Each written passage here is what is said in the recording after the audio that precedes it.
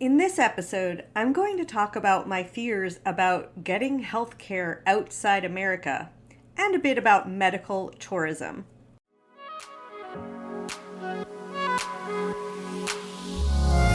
Welcome to the How to Travel Full-Time podcast. I'm your host, Heather Markell. If you're dreaming of full-time travel or moving abroad, but stuck at the emotional, financial, and logistical challenges, this podcast is for you. I'll help you trade overwhelm for information that gets you from down and stuck to up and going. You can dream about the travel lifestyle, or you can live the travel lifestyle. If you're ready to live it, then let's jump in together.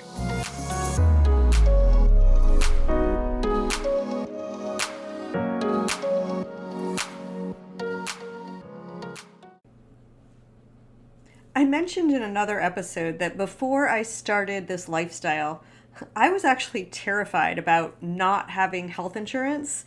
I thought, when I was working my corporate job, that there's just an either or scenario. A person either works and they get health insurance through their job, or they don't work and then they don't have health insurance. And that sounded pretty freaky to me. But the bigger fear that I had behind all that was about not being able to see my New York doctors, like my doctors, who I thought that my doctors were just the best in the world. And if I go traveling the world, oh my God, how am I going to see them? So this concept really freaked me out because I could not fathom having a health checkup, a teeth cleaning, or really any medical service outside of America because, I knew my doctors for years. Like, it just was beyond my belief system at the time. And it made me really worry about actually the full-time travel lifestyle. In 2019, I ended up in Buenos Aires, Argentina. And I realized I really needed to have my teeth cleaned because it had been a while. So while I was there, I found a dentist, and this was sort of the beginning of my shock therapy over what would be the next several years. So when I booked the appointment, of course, I'm like literally wondering whether they're going to ruin my teeth. And I have all these, nightmare visions of like they're going to dig into my gum or pull out a tooth or something just terrible. Instead, everyone was completely lovely to me. Now, I speak Spanish fairly decently, but I believe that they also spoke English to me and was totally comfortable. And the cleaning was one of the best that I had ever had. The other thing is I was leaving Argentina to go to Africa, and I had this appointment just like within, I think, a couple of days of leaving Argentina.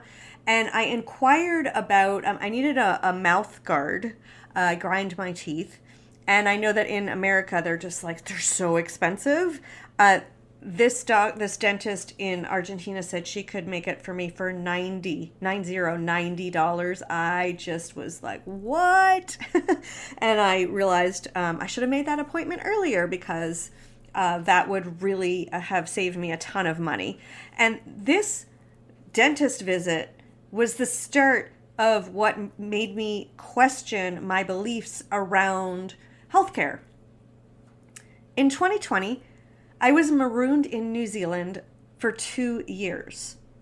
I saw a wonderful dentist there that was so good. I wanted to stay in New Zealand even longer just to go back to see her. She was South African, absolutely lovely, did a great job of my cleaning, like really didn't hurt my teeth. My teeth felt totally clean. And then while I was in New Zealand and I needed to go to the doctor, those doctor visits cost me about $60 a piece. And that's only because I wasn't a permanent resident. Like I think, paid nothing. And, in America, the first visit to a doctor at the time was like $250 just for the first visit. And then the follow-ups are really expensive. And here I am in New Zealand where medical care is actually affordable enough to go and take care of myself instead of complaining like I did. Like when I had a corporate job and I was well salaried, I would complain all the time that I felt like I couldn't afford to see the doctor because it was so expensive. So this was just a radical shift.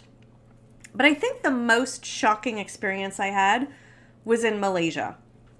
So I had gotten my meniscus repaired in 2022 in New York, and I did a couple of months of physical therapy, by which time I was walking a lot better, and I have limited coverage in America, so I only did the 2 months before I decided that I better just, hold off and figure that I'm doing okay and I don't need any more physical therapy. So I flew off to Malaysia, and after a few weeks, my hip started to be in such pain while I was walking that I figured I better get some help, and I figured I maybe should look for a physical therapist. But here's the thing. In Malaysia, dinner cost me $2. It was so cheap to eat, I could not even justify grocery shopping and cooking for myself.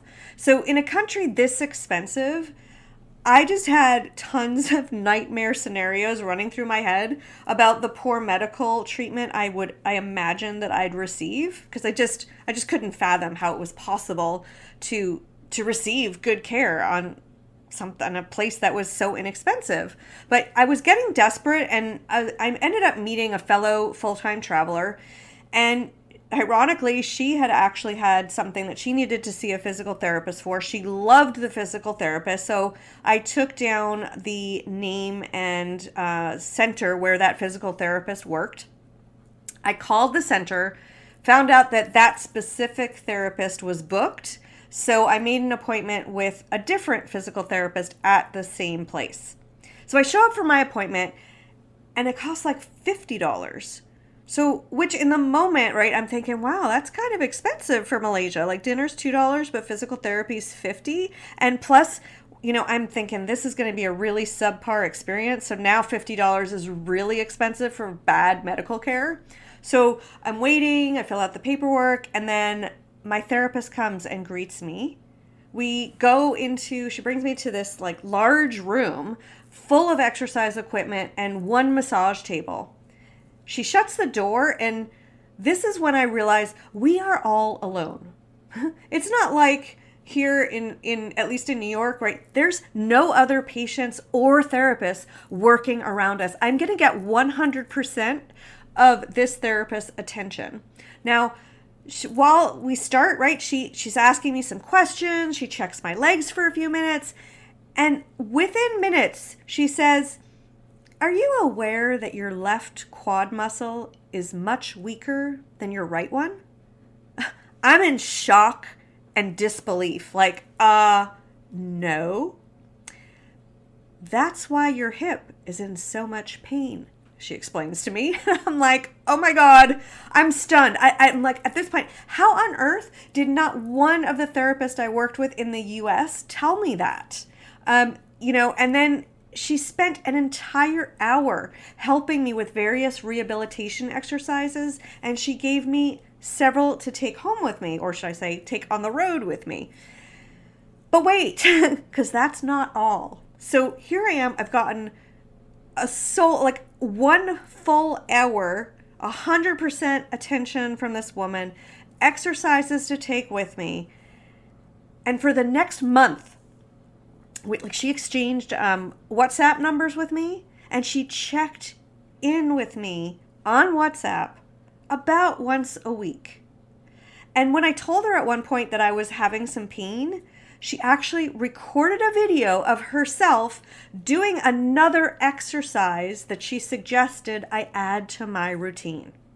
I have never had a doctor I met once, just one time, do anything like this. So I was blown away. So here's what I've come to realize through travel as I started to pay more attention to the experiences that I was having. You should not be scared about medical care outside America, because as it turns out, it's usually better than inside America.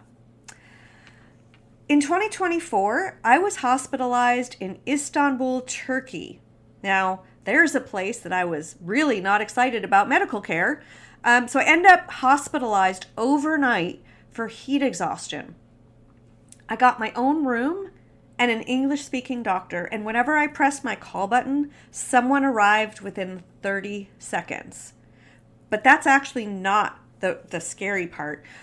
When I checked out, I saw a brochure for a robotics center this hospital runs for mobility, a robotics center for mobility for Parkinson's patients. I was completely shocked and kind of angry because I know people with Parkinson's and I don't know of any such center in the US, and I really know people could use it here. Now, when I asked a United States Parkinson's doctor about this and why America doesn't have this kind of center, they told me that regulations in the US make it impossible for this kind of center to be created. And think about what other kinds of centers we could have, but regulations prevent it. Also in 2024, I had vertigo for the first time. So I saw a specialist in New York for the Epley maneuver. If you have vertigo, you know what I'm talking about. If you don't, well, good for you. But it is something that you go to a physical therapist for. And I found that they were kind of hard to find, like finding someone specialized in this was not easy. Now, I mentioned to the therapist that I was going to Europe, and she told me that if I had any trouble with the vertigo while I was there, I should seek out a specialist in the UK or in France because they're more advanced than the US is in this field too. Wow. If you're not already aware, medical tourism is a huge industry. Many people will travel overseas to places like Thailand to have a full medical checkup. It is radically less expensive than in the US, even with the flight factored in, and often much more thorough than you can get in the US. Turkey, I learned, people go there to get their teeth worked on because it's so much less expensive than in the US and better. And also, it's apparently known for hair transplants. So look, I'm just quite surprised that I started out, before I started this lifestyle, right? I started as someone who was completely mortified of getting healthcare outside of the US. And now I try to arrange my medical care intentionally outside of the US. And it's really shocking to see how much more advanced other countries' medical systems are in comparison to ours. So anyway, that's my 2 cents on healthcare and medical tourism for full-time travelers, right? This is a thing. Do not be concerned about travel and getting healthcare. It is available to you. It is often going to be better than what you can get here. Now, I look, there are definitely places in the world I would not expect that. Sure, absolutely. But a good many places in the world, I would expect for you to have a great, great experience. So next week, I'm going to do a brief episode about how to get healthcare as a full-time traveler, because I know that's a big question on people's minds when they're starting out the full-time travel lifestyle, and I'll give you some tips so that you can make the best decision for yourself.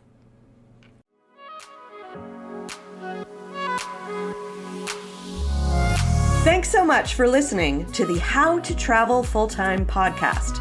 If you loved it, please leave a review and let us know. Make sure to subscribe to get the latest episodes. Check out the show notes for important resources related to this episode, and come visit us at travellifestylecoach.com to learn more great information. If you're ready to get started with the lifestyle, go to moneyfortravelbootcamp.com, where you can learn all the strategies to afford this amazing lifestyle. Talk to you next week.